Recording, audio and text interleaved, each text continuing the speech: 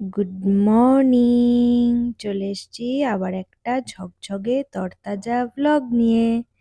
এই যে আমার এখানে সকাল সকাল চা রেডি, দুপুরের খাবারও তৈরি হয়ে গেছে। মাছের মাথা দিয়ে আজকে ডাল করেছি, এটা ভাত। এখানে আছে হচ্ছে মাছ ভাজা, আর হচ্ছে সয়াবিন আলুর তরকারি। আমাদের এখানে প্রতিদিন সন্ধ্যাবেলা এরকম ঝড় বৃষ্টি শুরু হয়েছে।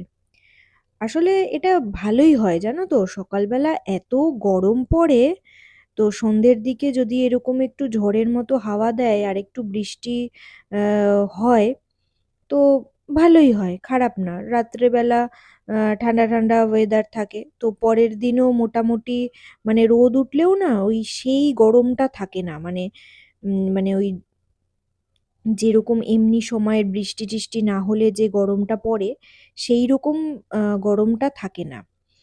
তো ভয় একটাই আমার গাছগুলোকে নিয়ে, যে এত হাওয়ায় গাছের প্রচণ্ড ক্ষতি হয়।